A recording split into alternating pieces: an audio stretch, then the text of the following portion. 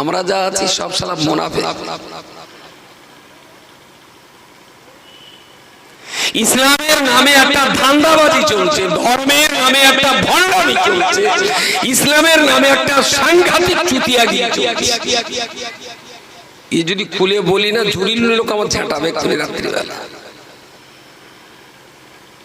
ধর্ম নিয়ে একটা ইয়ারকি ফাজলামি হচ্ছে মুসলিম মহল্লাগুলোতে। আপনারা দেখেন যে কটা মানুষ বসেছেন এই গ্রামের ভেতরে সবচেয়ে থার্ড ক্লাস লোক কটা এখানে বসবে। শিক্ষিত, চালাক, চতুর, বই পড়তে পারা, বুঝতে পারা, পাঁচজনকে বোঝাতে পারা কোন চালাক চতুর লোক সবাই বসে না। যত সব উদো গেড়ে একো বকো, কিচ্ছু বোঝে না, নাকে শিখতে আসলে এরা বাস এইসব পার্টি সবাই বসবে। মা কি সাবার লোক মাল, ধর্ম সবাই বসবে না। আপনি খোঁজেন মুখগুলো তো আমি দেখতে পাচ্ছি সব। ঝুরুলির পাত্তে মাথা বলতো চিনি তো আমি সব। তো স্বাভাবিকভাবে একটা ধারণাই হয়ে গেছে যে অজনসিয়াত মেটো ঘেটো, বোকা, অবুজ, নাদান, ইডিয়েট, ও অজনসিয়াত ওদের জন্য। ডাক্তার, মাস্টার, ইঞ্জিনিয়ার, ভালো বিচক্ষণ, প্রাইভেট টিউটর, ভালো একজন সমাজসেবী, না না ও চটে বসে সব ভদ্রলোক শিক্ষিত লোক দোকান যাবে কেন? ওখানে সব হুসাবলা মাল যা ওরাই যায়। আপনি বলছেন ধর্মের প্রতি ভক্তি, ধর্মের প্রতি মহব্বত আর ভালোবাসা কি কোনোদিন হয়? কখনো কি এটা মানানসই হয়? এই জন্যই বললাম কথাটা, যারা অন্যের ঘরে জন্ম নিয়ে মাঝ বয়সে এসে ইসলাম কবুল করেছে তাদের কিন্তু ধর্ম পাওয়ার জন্য বহুত কিছু ছাড়তে হয়েছে, অনেক কিছু ছাড়তে হয়েছে। একদিকে তার বাড়ি, একদিকে তার গাড়ি, একদিকে তার বাবা মা, আর একদিকে তার জমি জায়গা, একদিকে তার আত্মসম্মান, আর একদিকে তার টাকা পয়সা। এগুলো সব এক পাল্লায়, আর একটা পাল্লায় শুধু লা ইলাহা ইল্লাল্লাহ মুহাম্মাদুর রাসূলুল্লাহ। অনেক দিন নাটা ঝামটা খেয়ে শেষমেশ বুঝে নিল এই পাল্লায় যা যা আছে এর চাইতে অনেক কিছু আছে আল্লাহর জান্নাতে। সুতরাং এই পাল্লার দিকে তাকিয়ে লাভ হবে না, কলমাটা যেটা আছে ওইটা নিয়েই আমার বাকি জীবনটা কাটাতে হবে। সুবহানাল্লাহ।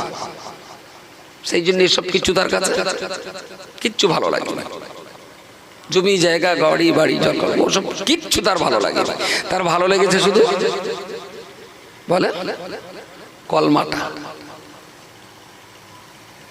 হাজাম ডেকে কলমা পড়া, আর গাড়ি বাড়ি জলকর ইট ভাটা সবকিছুর মোকাবেলায় রেখে কলমাটা পড়া। দুটো কলমা একরকম না। হাজামে যখন কলমা পড়ায় তখন গালের ভেতরে চানাচুর থাকে, হাফ বয়েল ডিম থাকে, লজেন থাকে, ক্যাডবেরি থাকে, কত মজার মজার জিনিস বাচ্চাটার গালে দেয়। হাজাম কলমা পড়িয়ে মুসলমানি দেয়। আর এরা যখন কলমা পড়ে তখন গালে কিচ্ছু থাকে না, বরং গাল থেকে বেরিয়ে যায়। বাপ মা হাত ছাড়া হয়, জমি জায়গা হাত ছাড়া হয়, মারধর খেতে হয়। তারপরেও খালি গায়ের, খালি পেটের, খালি পায়ের, চোখের দুপটা পানি নিয়ে কলমাটা বুকে জড়িয়ে রেখেই বাপ ঠাকুর দাদার সাই গোষ্ঠী 14 পুরুষের পৈতৃক ভিটা ত্যাগ করে ফুটপাতে বেরিয়ে যেতে হয়। এরা দুনিয়াতে ইসলাম ছাড়া আর কিছু চেনেনি। তাই যখনই ডাক পড়েছে ইসলামের জন্য, সেটা বদরে কিংবা ওহদে, জঙ্গে আহজাব কিংবা খন্দকে, যেখানেই ডাক পড়েছে এই সর্বহারা মানুষেরাই রাসূলুল্লাহর সামনে প্রথমেই দাঁড়িয়ে বললেন, ইয়া রাসূলুল্লাহ, বলুন কি করতে হবে? বললেন খাল খনন করতে হবে। চলো, লেগে গেলেন। কি করতে হবে? বললেন ওরা সব মারতে আসছে, সামনে ঢাল তলোয়ার নিয়ে একটু দাঁড়াতে হবে। বলে চলুন, দাঁড়িয়ে গেলেন।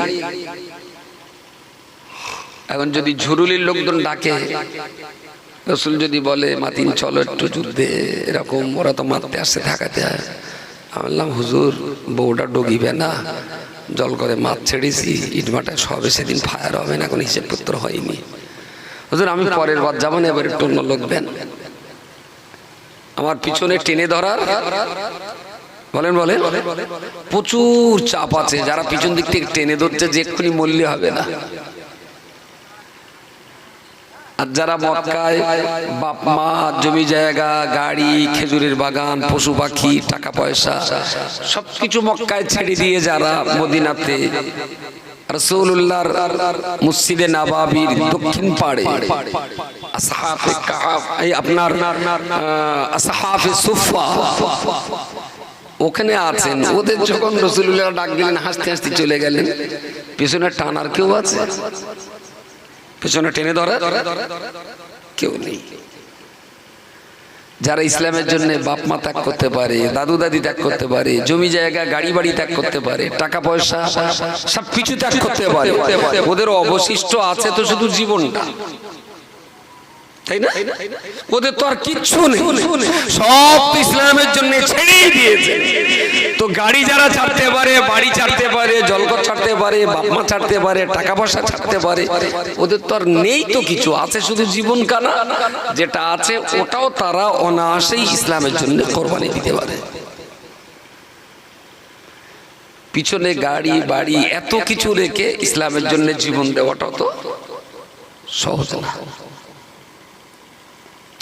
লোকে ভাবে ও নব মুসলমান, ইসলামের কি জানে?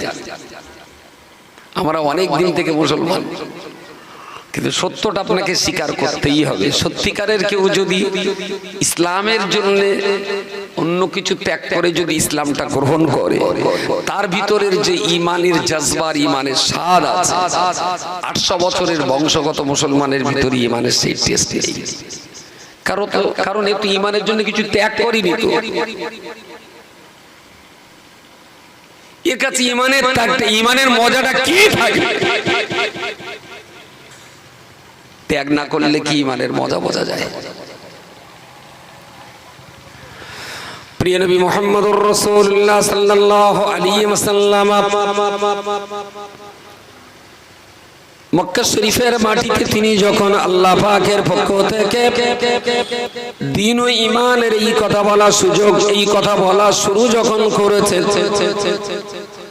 প্রায় 3 বছর যাবত অত্যন্ত গোপনে গোপনে, অতি সংগোপনে প্রিয়জন, কাছের মানুষ, মহব্বতের ব্যক্তিদিগকে ঈমান আর ইসলাম তিনি বোঝাবার জন্য চেষ্টা করছেন। খুব কাছের মানুষ, খুব খাতিরের মানুষ, খুব মহব্বতের লোক যারা, ধীরে ধীরে ধীরে ধীরে তাদেরকে গোপনে গোপনে ঘরে ডেকে, কখনো তাদের ঘরে যে বলছেন দেখো আল্লাহ আমার কাছে এরকম বার্তা পাঠিয়েছেন, এই তার ব্যবস্থাপনা, এই তার নিয়ম কানুন। তো যাদেরকে বলছেন তারা ধীরে ধীরে ধীরে ধীরে ইসলামের দিকে আকৃষ্ট হচ্ছে। সুবহানাল্লাহ বলেন, সবাই মিলে বলেন সুবহানাল্লাহ। তারা ইসলামের দিকে আকৃষ্ট হচ্ছে। তাহলে রাসূলুল্লাহ একটু আশার আলো দেখছেন যে না হবে, মানুষ তাহলে ইসলাম গ্রহণ করবে।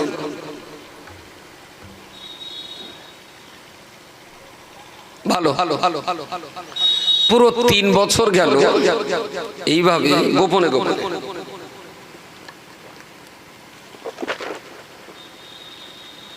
মক্কার আম পাবলিক তখনও কেউ জানতে পারত না। প্রশ্ন এটা হয় যে আমরা বলছি আল্লাহ সর্বশক্তিমান, আল্লাহ বিনা খুঁটিতেই বিরাট আসমানকে শূন্য মার্গে ভাসিয়ে রেখেছেন, আল্লাহ আমাদের রুজি দাতা, আল্লাহ আমাদের রোগ শোকের সুস্থ দাতা। আমরা বলছি তো আল্লাহ সমস্ত ক্ষমতায় ক্ষমতাবান। তাহলে যে আল্লাহ এত ক্ষমতাবান, সেই আল্লাহ এক, আর এই কথাটা যে মোহাম্মদ প্রচার করবে, এই মোহাম্মদ মার খাওয়ার ভয়ে গোপনে প্রচার করবে কেন? আক্রমণ হলে আল্লাহ বাঁচাবে। আমার কথা কি মাথায় যাচ্ছে? ঘোড়ার ডিম যাচ্ছে, চোখ মুখ দেখে বুঝতে পারছিস কজনের যাচ্ছে আর কজনের যাচ্ছে না। শক্তি সব যখন আল্লাহ, তাহলে মোহাম্মদকে গোপনে গোপনে কলমা বলতে হবে কেন? এখন দেখেন এই রাজ্যটা যখন টিএমসি সরকারের রাজ্য, মমতা ব্যানার্জি এখন সিএম, তা আমি যদি সিএম কে ভালো বলি তে কথা কি গোপনে বলতে হবে? কথা বলে পুলিশ তো মমতা ব্যানার্জির, এসডিও মমতা ব্যানার্জির, ভিডিও মমতা ব্যানার্জির হাতে, পঞ্চায়েত মমতা ব্যানার্জির হাতে, ব্লক জেলা মমতা ব্যানার্জির হাতে। তাহলে মমতা ব্যানার্জির পক্ষে যদি গুণগান গাই তাহলে চুরি করে বলার দরকার আছে? কারণ আমি যদি মমতা ব্যানার্জিকে ভালো বলতে যে যদি কেউ মারতে আসে তাহলে পুলিশ নিশ্চয়ই আমার পাশে দাঁড়াবে না? পুলিশ দাঁড়াবে, এসডিও দাঁড়াবে, ভিডিও দাঁড়াবে, কারণ এরা সব মমতার চাকরি করে। খোলা কথা, এখানকার পঞ্চায়েত সাহেব আমার পাশে দাঁড়াবে, জেলা পরিষদ দাঁড়াবে, সবাই আমার পাশে দাঁড়াবে। আরে যারাই ক্ষমতায় আছে আমি তাদের হয়ে কথা বলছি, তাহলে এরা সবাই আমার পাশে থাকবে। আচ্ছা, মমতা ব্যানার্জির যে শক্তি আল্লাহর শক্তি তার চেয়ে একটুখানি কম, মনে আছে? কম। মমতার রাজত্বে মমতার গুণগান গাইলে সবাই যদি আমার পাশে দাঁড়ায় তাহলে আল্লাহর রাজত্বে আল্লাহর গুণগান গাইতে গেলে মুহাম্মাদুর রাসূলুল্লাহকে চুরি চুরি করে করতে হচ্ছে কেন? তাহলে মমতার পুলিশ মমতার কথা শোনে, তাহলে দুনিয়ায় আল্লাহর কথা শোনার নিশ্চয়ই লোক নেই। আল্লাহ কেন রাসূলুল্লাহকে সিকিউরিটি দিতে পারছেন না যে তুমি চালিয়ে যাও, কেডা তোমার গায়ে হাত দেয় আমি দেখে নিচ্ছি? আল্লাহর ক্ষমতা আছে সত্যি সত্যি? হ্যাঁ, তাহলে আল্লাহর যদি ক্ষমতা থাকে তাহলে রাত্রিবেলা রাসূলুল্লাহ যখন কাবার সামনে নামাজ পড়ছিলেন, শত্রুরা যে গলায় গামছা দিয়ে টেনে ধরলেন, রাসূলুল্লাহর জিহ্বা বেরিয়ে গেল, নিঃশ্বাস নিতে শ্বাস নিতে পারছেন না, আল্লাহ কোনো অ্যাকশন নিয়েছিলেন? কোন অ্যাকশন নেন নেই। তাহলে হয় আল্লাহ দুর্বল, যার জন্য অ্যাকশন নেয়নি, আর তা না হলে আল্লাহ মুহাম্মদকে ভালোবাসে না, ও ওরা মারতেছে মারুক গে, আমার দেখার দরকার নেই। ব্যাপারটা কি দুটোর একটাও সত্যি? ভালোবাসারও কমতি নেই, আল্লাহর শক্তিরও কমতি নেই। এরপরেও কিন্তু রাসূলুল্লাহকে প্রতি পদে পদে জুলুম আর নির্যাতনের শিকার হতে হয়েছে। তা নইলে এটা কি করে হয়? মক্কার ওই গুটিগত মানুষ ওরা রাসূলুল্লাহর ঘর ঘিরে ফেলেছে, আজকেই মেরে ফেলে দেবে, যেভাবে মেরে ফেলে দেবেই দেবে। অনেক দিন থেকে অনেক রকমের কথা এদিক সেদিক করার পরে ওরা দেখলো চল রাত্রিবেলা মুহাম্মদ যে ঘরে আছে ওই ঘরটা আজকে চারিদিক দিয়ে ঘিরে ফেলে দেবো আর আজকেই মেরে ফেলে দেবো। 3000 মানুষ, ঢাল তলোয়ার সবই আছে, সড়কি বল্লভ আছে, মারবে একটা লোকের। আর যে ঘরটা ঘিরে ফেলেছে ওই ঘরে আছে দুটো মানুষ, রাসূলুল্লাহ আছেন, সঙ্গে হযরত আলী আছেন, আর কেউ নেই। তোদের টার্গেট আলীকে মারার নয়, ওদের টার্গেট রাসূলুল্লাহকে মারবে। আচ্ছা, এরা যখন 3000 লোক একটা বাড়ির চারিদিক দিয়ে ঘিরে ফেলে অপেক্ষা করছে রাসূলুল্লাহকে মারার জন্য, আচ্ছা আল্লাহ আর কিছু করুক আর নাই করুক, ওই সময় যদি 3 মিনিট এই শত্রুদের নাকের অক্সিজেনটা যদি বন্ধ করে দিতেন, মাত্র 3 মিনিট, রাসূলুল্লাহর আর পালাতে হতো? কথা বলেন না কেন? 3 মিনিট নাকের অক্সিজেন বন্ধ করে দিলে সব শুয়ে পড়তো, রাসূলুল্লাহকে মক্কা ছেড়ে পালাতে হতো না। এই মাত্র 3টে মিনিট রাসূলুল্লাহ অক্সিজেন বন্ধ করলেন, আল্লাহ এই শত্রুগুলোর অক্সিজেন আল্লাহ বন্ধ করতে পারলেন না। আল্লাহর কি শক্তি কম ছিল? এই ক্ষমতাটা, অক্সিজেন বন্ধ করার ক্ষমতা আল্লাহর আছে, করেননি কেন? হ্যাঁ, করেননি। তাহলে আবার বলতে হবে রাসূলুল্লাহকে আল্লাহ ভালোবাসে না, না হলে বলতে হবে আল্লাহ পাকের ক্ষমতা নেই। আর যদি ক্ষমতাই থাকে, যদি ভালোবাসাও থাকে, তাহলে নিজের ভালোবাসার মানুষটাকে আল্লাহ শত্রুদের দিয়ে ঘর ছাড়া করাচ্ছেন কেন? এগুলো না রোজ রাত্রি একটু একটু 2-4 পৃষ্ঠা করে পড়তে হয়, ইতিহাসগুলোর গভীরে ঢুকতে হয়, তাহলে ধীরে ধীরে ধীরে ধীরে নিজের কলবের ভিতরে ধর্মের প্রতি, ইসলামের প্রতি, নবীর প্রতি একটা মহব্বত, প্রেম, ভালোবাসা তৈরি হয়। আমাদের তো সেসব কোনো ধ্যান ধারণাই নেই। হাজামে কলমা পড়ে দিয়ে গিয়েছিল, ওই হলো সম্বল, আর ওই সম্বলেই চলবে আজরাইল পর্যন্ত। এর মাঝখানে আর বিশেষ কিছু লাগবে না। এত চেষ্টা করেও আমি ব্যর্থ যে ঝুরুলির মতন গ্রামে মাগরিব থেকে এশা বা এশার থেকে রাত 10টা যুবকদের বা বয়স্কদের ওরা একটু বসুক, ওরা একটু ইসলাম চর্চা করুক, ওরা একটু ইসলামটাকে নিয়ে গবেষণা করুক, ফিকির করুক, কোনো মতেই সম্ভব না। এদের গাঁড়া কবি বাজারে সন্ধ্যাবেলা হুল হল্লা মারতি বলো, রোজ হল্লা মারে গাঁড়া কবি বাজারে। কিছু কিছু লোক আছে মাসের ভেতরে একদিনও কামাইনি, একদম খোদা 30 দিন গাঁড়া কবির ওই বেঞ্চিতে বসতি দেখা। আমি তো রাস্তায় সন্ধ্যাবেলার দিকে যখনই যাই দেখি ওই সেই পার্টি আছে, তখন মনে করলো মধ্যে বেঞ্চিটা ওর মৌরুষি পাট্টা করা আছে, ওই বেঞ্চিতে ওই ছাড়া কেউ বসবে না। কিছু বুড়ো আছে, চ্যাংড়া আছে, ওখানে হল্লা মারতে সেই বিকেল থেকে নেই আর রাত 8টা-9টা পর্যন্ত। ওদের একটু মসজিদে বসতি বলো, বসবে না। এখন এই রাত্রিবেলা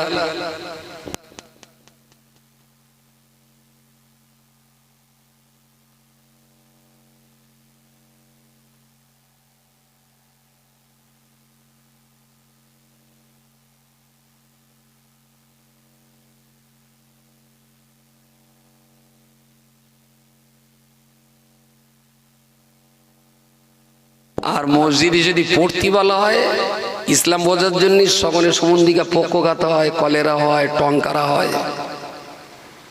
ভালো মসজিদে আছে, প্রতিদিন মসজিদে একটু বসবে না। আর যেই মসজিদের উপরে কেউ বোমা মারবে দেখবে এরাই মাল কসা মেরে আগে যাবে। কোন খান দিচ্ছিলে মসজিদে গায়ে হাত দিয়ে ধরতো, ধর একদম বংশ ধ্বংস করতো।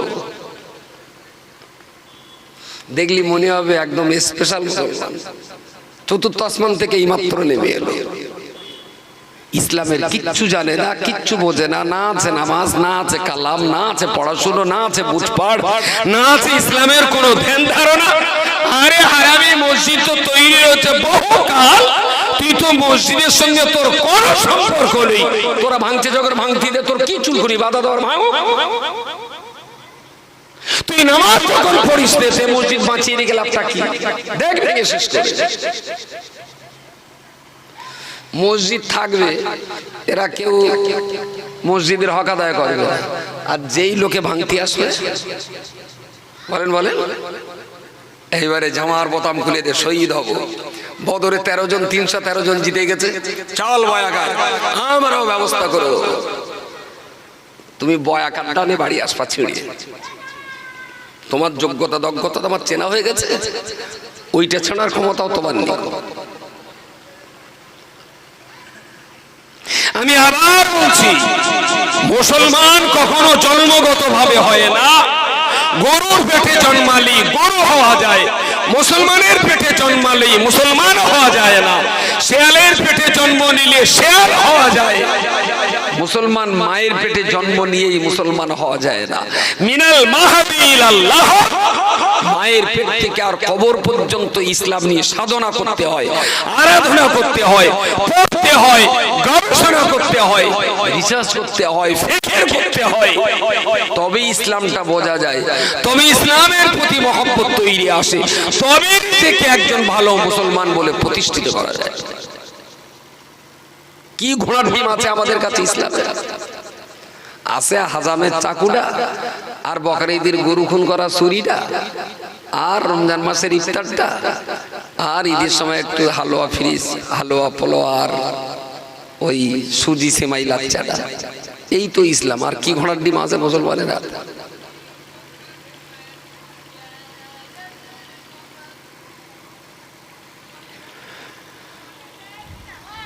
ঠিক এই সুযোগে, এই সময়ে, এই সমাজে যেখানে আমাদের খাওয়ার কষ্ট নেই, পড়ার কষ্ট নেই, মাখার কষ্ট নেই, সামাজিকভাবে কোনো ভয় নেই, হুমকি নেই, ধমকি নেই, একটা ভালো মহল্লায় ভালো পরিবেশে প্রতিদিন একটু কাজ কাম করছি, কেউ ইট ভাটা, কেউ জলকর, কেউ ডে লেবার, যাই করছি দুবেলা দুটো হালাল ভাত রুটি আল্লাহ মিলিয়ে দিচ্ছেন। এত সুযোগ পাওয়ার পরেও যদি ইসলামটা বুঝবার মতন সদিচ্ছা, চাহিদা, পিপাসা যদি আমাদের ভিতরে তৈরি না হয়, তাহলে এটা মনে হয় এক চরমতম ব্যর্থতার রাজ সাক্ষী আমি আর আপনি। কি অভাব আছে বলুন? ঝুরুলির মতন গ্রামে একটা পরিবার আমার দেখান অভাবের তাড়নায়, যে পরিবারে আজকে দুপুরে খাওয়া হয়নি, একটা পরিবার দেখান। অভাবের তাড়নায় এবছর এই গ্রামে একটা পরিবার দেখান যে পরিবারে গত ঈদের সময় নতুন জামা কাপড় জুটেনি, একটা পরিবার দেখান। সত্যি যদি এরকম কোনো অসহায় পরিবার থেকে থাকে, প্রতিবেশী কেউ না কেউ যদি জানতে পারে, ইনশাআল্লাহ একটার জায়গায় দুটো চারটে জামা তার বাড়িতে যাবে, কেউ না কেউ কিনে পৌঁছে দেবে। কারণ আপনি গরিব হলেও আল্লাহ আমার সচ্ছল করেছেন, আমি আপনার দুটো জামা, লুঙ্গি, গেঞ্জি, শাড়ি দিতে পারি। তাহলে এত মওকা, এত সুযোগ থাকার পরেও ইসলামের ব্যাপারে আমরা প্রচন্ড উদাসীন, বিশাল ভাবে উদাসীন। এই উদাসীনতা যদি আসলেই আমরা কাটিয়ে উঠতে না পারি, তাহলে আসলেই আমাদের ইহকালও যাবে, আমাদের পরকালও যাবে। ইহকাল পরকাল দুই যাবে। কোনো কিছু দিয়েই আমরা রদ আর রোধ কোনোটাই আমাদের পক্ষে সম্ভব হবে না। সবকিছুর আগে ইসলাম পড়তে হবে, ইসলাম বুঝতে হবে, একটা জায়গা তৈরি হবে। আপনি দেখেন ভালো করে হিসাব করে আমার বলেন, একটা ডাক্তার, এই গ্রামে বোধ হয় WBCS ডাক্তার, এই MBBS কোনো ডাক্তার নেই এ গ্রামে, নেই না? ধরুন একটা MBBS ডাক্তার, তো তিনি ক্লাস 1 থেকে HS পর্যন্ত টানা 12 বছর পড়তে হয়েছে। তারপরে নেট সেট পরীক্ষা দিতে হয়েছে প্রায় 2 বছর, তার পিছনে খাওয়া ঘুম ত্যাগ করে তার পড়তে হবে। সরকারিভাবে চান্স পেয়ে গেল MBBS পড়ার জন্য, ক্যালকাটা মেডিকেল কলেজে চান্স মিলে গেল। টানা 5 বছর সেখানে পড়তে হবে। তাহলে প্রথমে 12 বছর, তারপরে 1 বছর 13 বছর, তারপরে আবার 2 বছর 14 বছর, তারপরে 5 বছর 14 আর 5 19 বছর। তারপর আবার একটা পরীক্ষা দিতে হবে, সে পরীক্ষাটায় সে ডক্টরি রেজিস্ট্রেশন নাম্বার পাবে। 20 বছর। 20 বছরে একটা ছেলে বা একটা মেয়ে টানা 20 বছর পড়ে, একটা ছেলে বা একটা মেয়ে একটা রেজিস্টার্ড ডাক্তার হয়ে গেল। আর 1-এ ভর্তি হওয়ার আগে তার 6 বছর ছিল। তাহলে এখন তার বয়স 25 থেকে 26। এই 26 বছর বয়সে নিরবচ্ছিন্ন ভাবে তাকে 20 বছর পড়তে হয়েছে, 20টা বছর পড়তে হয়েছে। ডাক্তার যখন 700 টাকা ফি নেয়, তখন বলে আমাদের গা হাত পা চিড়চিড় করে ওঠে। 3 মিনিট একটু হাত টিপে, পা টিপে, কপাল টিপে আর একটু কলম ঘষে 700 টাকা। কিন্তু এই 700 টাকা ওটা কলমের দাম না, কাগজের দাম না, ওর গত 20 বছরের মেহনত, পরিশ্রম আর কষ্টের দাম। আমার কথা বলা যায়? আচ্ছা, এই ডাক্তারটা মোটামুটি সারা জীবন কত টাকা রোজগার করতে পারে? আমাদের কানাকবি বাজারে MBBS ডাক্তার যারা বসে, এদের ফি কিরকম? ঝুরুলি কারো রোগ টোক হয় না নাকি? 400 500 হিসেবে সুবিধার্থে 500 টাকাটাই ধরা হোক, 500 টাকা ফি। সারাদিন কতটা রুজি থাকে? মোটামুটি কত? 25 জন। শুধু তো এখানে না, তাহলে আর অন্য জায়গায় থাকবে। তার টোটালে একজন ডাক্তার সারাদিন হয়তো গাঁড়া কুপিয়ে 2 ঘন্টা থাকলো, খোলাপাতায় 3 ঘন্টা, বসিয়াটায় আবার 3 ঘন্টা, এই করে একটা ডাক্তার সারাদিন কটা রুগী দেখতে পারে? 100। তাহলে 100 রুগী দেখলে একটা ডাক্তার সারাদিনে তার 50,000 টাকা রোজগার আছে সারাদিন। এই লোকটা দিনে যদি 50,000 টাকা রোজগার করে, আপনি গুণ দেন 365, বছরে 1,82,50,000 টাকা এই ডাক্তার রোজগার করেছে এক বছর। তো 26 বছর তো বয়স হয়ে গেছে, সামনে আর ক বছর বাঁচবে? তার মানে কতদিন রোজগার করতে পারবে বলেন? বলেন 50 ধরা যাক। 70 বছর আবার ডাক্তার নিজেই খানিকটা দুর্বল হয়ে পড়ে। তো এটাকে যদি আবার গুণ করি 50 দিয়ে, 50, তাহলে এই ডাক্তারটা জীবনে রোজগার করেছে 91,25,00,000। 70 বছর বয়সে নিরবচ্ছিন্নভাবে 20 বছর পড়াশুনো করে ডাক্তার হওয়ার পর নিজের 70 বছর বয়সে 50 বছর রুগী দেখবেন আর 20 বছর পড়াশোনা করবেন। 6 বছর শিশুকালে এই 76 বছর বয়সে একজন ডাক্তার রোজগার করেন 91,91,25,00,000 টাকা, সব মিলিয়ে। Very good. হিসাব করেন জান্নাতের দাম কত টাকা? জান্নাতের দাম আমার আল্লাহ পাক রব্বুল আলামিন কোরআন শরীফের অপর একটা জায়গায় বলেছেন, ফাযকুরুনি আযকুরকুম ওয়াশকুরুলি ওয়ালা তাকফুরুন। রব্বুল আলামিন অন্যত্র বলেছেন, ফাদখুলি ফি ইবাদি ওয়াদখুলি জান্নাতি। রব্বুল আলামিন আল্লাহ আরেকটা জায়গায় বলেছেন, কুলু লা ইলাহা ইল্লাল্লাহ তুফলিহুন। আল্লাহর বান্দা মনে রাখো না, আমার আল্লাহ বান্দাকে বলেছেন, বান্দারে তুমি আমি আল্লাহকে এক বলে স্বীকার করবে, আমার নবী মুহাম্মদুর রাসূলুল্লাহকে শেষ এবং শ্রেষ্ঠ নবী বলে বিশ্বাস করে নেবে। কোরআন আমি আল্লাহ আমার কালাম, এটাকে তোমাকে বিশ্বাস করতে হবে। কাবা শরীফ তোমাদের কিবলা, এটাও বিশ্বাস করতে হবে। আর এই কোরআনের ভিতরে যে কাজ আমি আল্লাহ করতে বলেছি, কোরআনের কথা অনুযায়ী তোমাকে কাজ করতে হবে। যে কাজ করতে আমি আল্লাহ বারণ করেছি, এই কাজ তোমাদিগকে করলে হবে না। তাহলে আল্লাহ পাকের কথা অনুযায়ী, ঈমান আর ইসলাম অনুযায়ী জীবন যদি চালাতে পারি, রব্বুল আলামিন তিন ভাবে আমাদেরকে আশার বাণী শুনিয়ে বলেছেন, এই পৃথিবীর ঈমানদার জাতি, ফাদখুলি ফি ইবাদি, দুনিয়াতে তোমরা যদি আমার ইবাদত সুবহানা করতে পারো, আমি আল্লাহ তোমাদের জন্য সুসংবাদ দিয়ে গেলাম, ওয়াদখুলি জান্নাতি, এই ইবাদতের বিনিময়ে বিচারান্তে আমার জান্নাত আমি আল্লাহ তোমাদেরকে পুরস্কৃত করব। জোরে বলুন সুবহানাল্লাহ। আল্লাহ বলবেন ক বছর?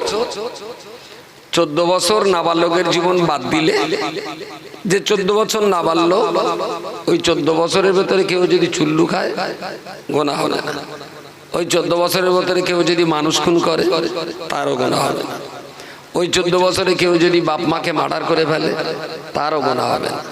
কারণ নাবালক অবস্থায় নাবালক বাচ্চার কোনো পাপ আল্লাহর কাছে পাপই না। তো 76 বছর বয়সের ভিতরে 14 বছর বাদ দেন, কত? 67 বছর। ভুলে যাচ্ছে কোথায়? 62 বছর।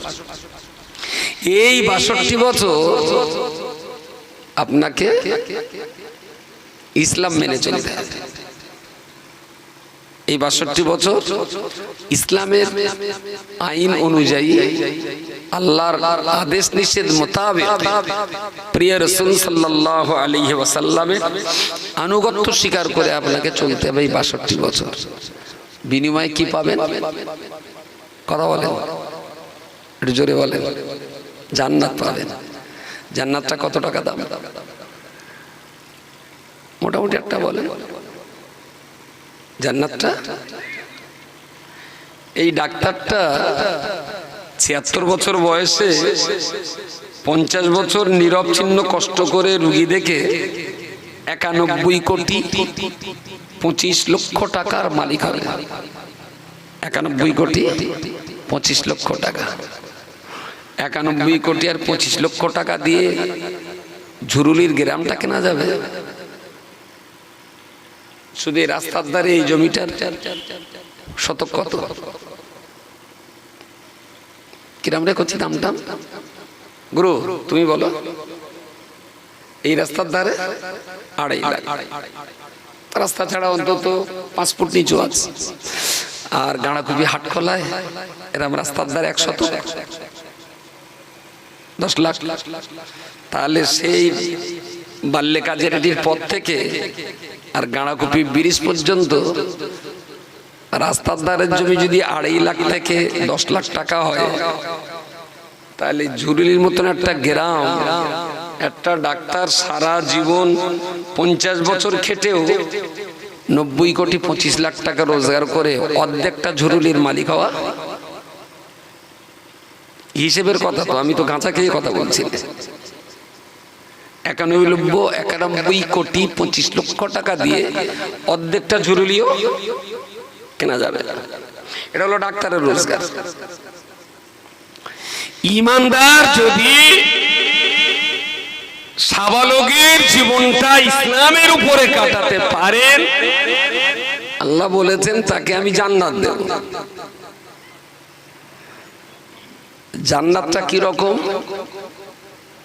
রাসূল বলেছেন তামাম দুনিয়াটা যদি বেচে দেওয়া হয়, সারা দুনিয়া যদি বিক্রি করে দেওয়া হয়, তো জান্নাতের ভিতরে 1 ফুট জায়গার দাম হবে না। জান্নাতের ভিতরে 1 ফুট জায়গা হবে না। কত বড় দুনিয়াটা! আরদুহা কাআরদিস সামাওয়াতি ওয়াল আরদ। 7টা আসমান আর এই জমিন একসঙ্গে জোড়া দিলে যতটা বড় হবে, এক একটা মুসলমানের জন্য তত বড় জান্নাত একটা মুসলমানকে দেওয়া হবে। জোরে বলুন সুবহানাল্লাহ। ডাক্তার সারা জীবন যা রোজগার করেছে অর্ধেকটা ঝুরুলি হবে না। আর একটা মুসলমান তামাম জীবন ধরে আল্লাহর ইবাদত করে কি পাবে? আসমান আর জমিন জোড়া দিলে যত বড় হবে তত বড় জান্নাত একটা করে মুসলমান পাবে। বোঝা গেছে? এবার যদি জিজ্ঞেস করি যে ডাক্তার তো 91 কোটি 25 লাখ টাকা রোজগারের জন্য নিরবচ্ছিন্ন ভাবে পড়েছে ক বছর? কথা বলে 20 বছর নিরবচ্ছিন্ন ভাবে।